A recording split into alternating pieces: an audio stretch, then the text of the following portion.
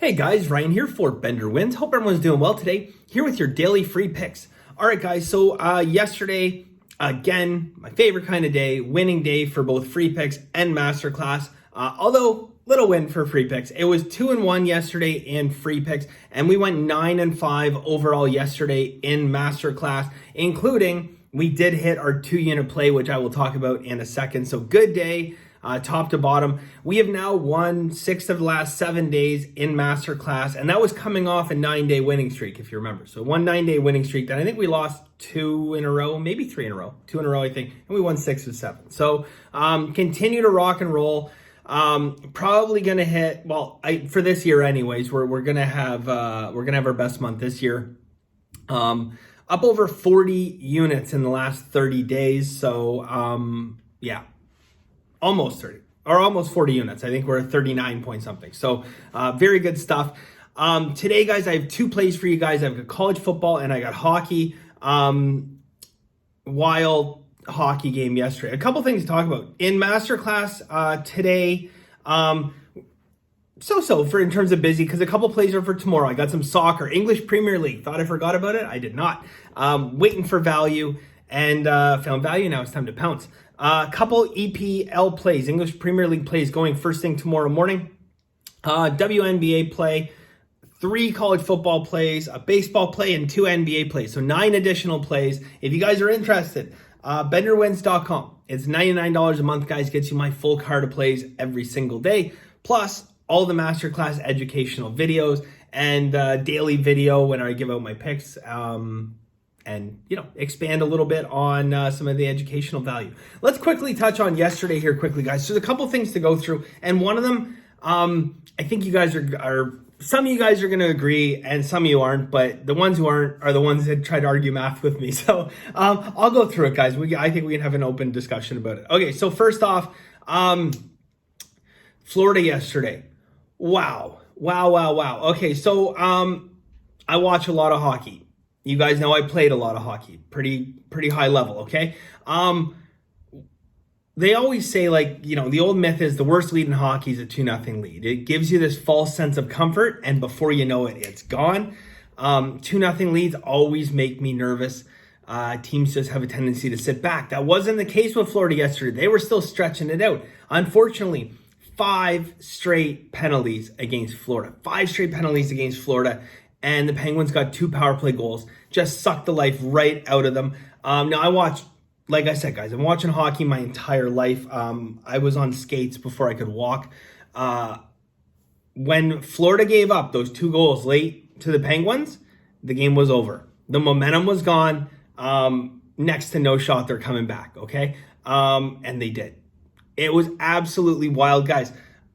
Again, there's no way in a million years I bet on Florida to make that comeback in live betting. There's just no way I do it because I've seen enough momentum shifts in hockey to know that, to blow that 2-goal lead and then to have the win sucked out of your sails by giving up 2, one that bounced off the goalie, another one that was like a bloopy little fluke goal. I wouldn't have blamed them if they literally just crawled into the shell and that was that. But they didn't, guys. They poured it on and they came back, and really that win was something special. And I think, we could be looking at a team here, guys, that is something special. To be honest with you, the Florida Panthers, I think, are going to find us a bit of value early on the season. Time will tell. But yes, we enjoy it when we have a game like that. Let's not glance over Georgia Southern for a second that did absolutely nothing yesterday. Nothing. 7 system indicators, coming from 54 to 64%. They just didn't show up, So it is what it is. Didn't show up. And then Memphis. We had Memphis as well. Got it done. Navy put up a little bit of a fight, but I think they were just outmatched. I know some people didn't like the Memphis play. We went half unit on it. I know some people didn't like the Memphis play, but it was the right side here, I think. And again, look, public perception, okay, right? Public perception, guys, and Navy. I'm not going to say Navy's overperformed, but close to overperforming of what their capability is anyways. So I think Memphis, there was some good value there. Okay, guys, now let's talk about the big controversial 2-unit play. So we had 2 units on Philadelphia +7 yesterday. I decided, look, I'm not going to go into it today, guys. And again, some people are going to agree, some people are going to disagree. There's a study came out of California, guys. I'm going to try to find the actual physical study that was done. It's long. It is long, but I think it's a good read. And it goes back and it looks at the past 40, 50 years of football statistics. And its goal in this study was to try and find ways that the game is played incorrectly. Okay. And through this study, there was a number of very interesting scenarios. Some of those little things from those studies have found their way into the game of football today, most notably in college, which seems to be the testing area for NFL football. Okay. Last year, okay, I came out here and I wish I made a note on that date, but I came out here, guys, and I said after a Saturday football game, okay, in college, we lost our bet because a team got a touchdown against us and then went for 2. And we ended up losing that game by half a point. And at the time, guys, everyone was screaming, rigged, college football is rigged, okay? I had to come out the next day and I had to say, guys, that's a terrible beat. It sucks, but from a mathematical standpoint, that was the right play, okay? Philadelphia has done this before. They have. They did it last year. Other teams have done this, guys. College football, it happens fairly often. Okay. Why does it happen fairly often? Because long-term math, it might sound counterintuitive. You're like, why wouldn't you get within, 7 points? Why would you go for 2, risk being down 8? Over the long term, guys, they have proven that this is actually mathematically the correct play. It's why we see the coach for Presbyterian that goes for 2 every single time. And he does not care about the situation because he read this study top to bottom. He'll tell you this in his interview. He read this study top to bottom multiple times and said, why are we continuing to fight the laws of math in sports? Why are we continuing to do it? He's a brilliant man. Why are we continuing to do it? The guy follows this guy to the T, and he goes on to win multiple state championships with a team. I'm not going to say a team of losers, but they had never even made it there before this guy started coaching them. The math of it works and the math makes sense. And I know from a first visual glance at that, first thing pops in your mind is the NFL is fixed.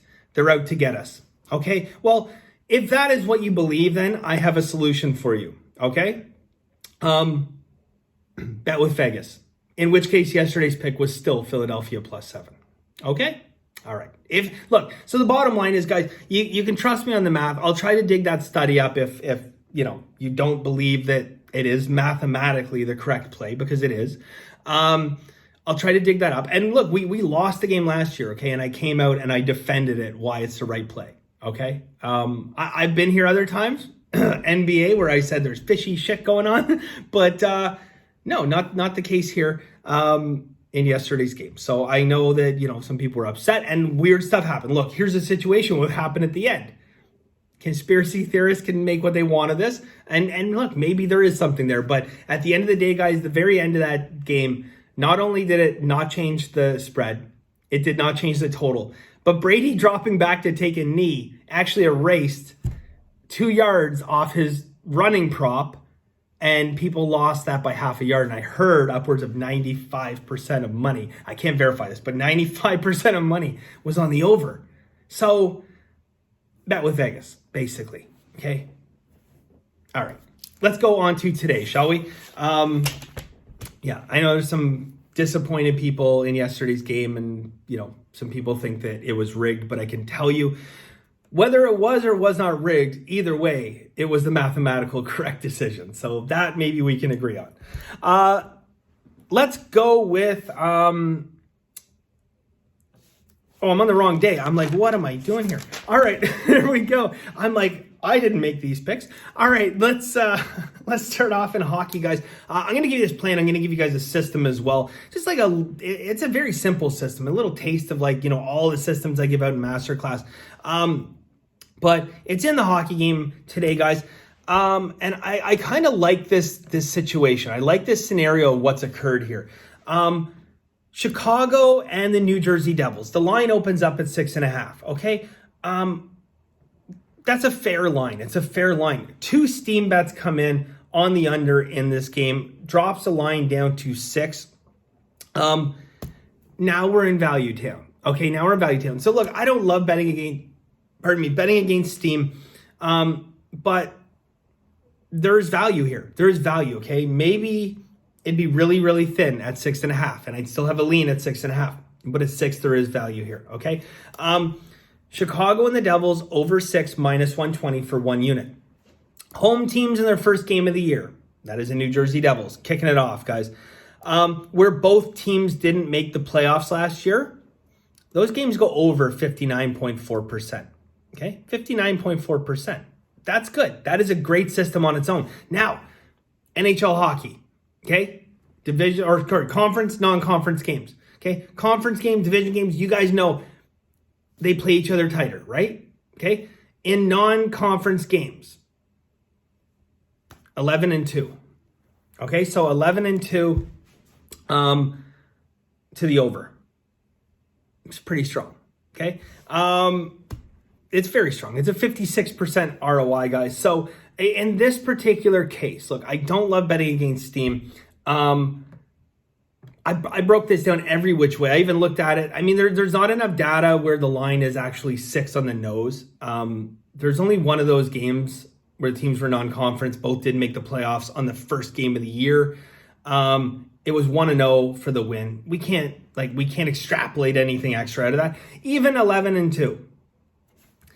There could be a little bit of bias there as well. But at 11-2, it's still good enough to say that, it's probably the right side. It reaffirms that our 59.4% is the right side. And in this particular case, guys, I believe the steam at 6.5 has given us value at 6. So that's what we're going to do. 1 unit there. All right. And there's a system for you. It only works the first game of the year, and it's the first game of the year for the home team. Okay, first game of the year for the home team. It doesn't matter. The visiting team could have played 2 games already. The home team's first day, both teams didn't make the playoffs last year. Okay, 59.4%. When you look at it, non-conference, you break it down division, whatever, that ROI jumps up. Okay, again, simple psychology there. Okay, people play in the same conference, same division. They play each other tighter. They just do. Okay, there's more on the line. You tend to see a more open style of hockey when they're not, same. That goes for a lot of sports, I think. All right, guys, next. Over to college football, and we're going to split this up. We're going to go a half unit and a half unit. First off, we're going to go a half unit on California plus 13.5. Okay, half unit California plus 13.5. And then we're going to go a half unit plus 14. So we're going to buy half a point here. Plus 14 minus 123. And then naturally, we're going to sprinkle money line. Now a big 2 touchdown dog. We're not going to go ahead and bet 10, 15%. Just 5% is fine. Just enough to get us, little taste, right? 4 systems on this one. There's 3 steam bets, all in California. 33% of bets, 63% of money. Okay? This is very, very clear to me, guys. It's sharps versus the public on this game. Okay? Sharps versus the public.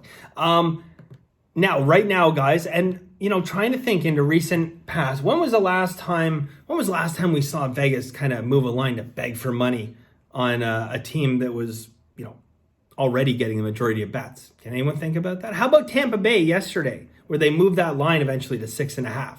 Just begging for more bets on Tampa Bay, begging for more bets. Well, this line at 15, 14, or 14.5, 14, and now they're like, this just isn't cutting it. Let's get down to 13.5. They're begging for money on Oregon. Okay, they want the money on Oregon, guys. They do not like the fact that this money distribution is so far out of whack, because they know California is the sharp side. Everything points to Cali being the sharp side.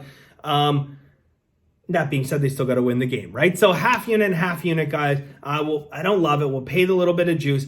14 minus 123 for half a unit, and then we're going to go half a unit plus 13.5. And I have another play in this game as well in Masterclass as well. So that's it, guys. If you're interested in Masterclass, as I said, benderwins.com.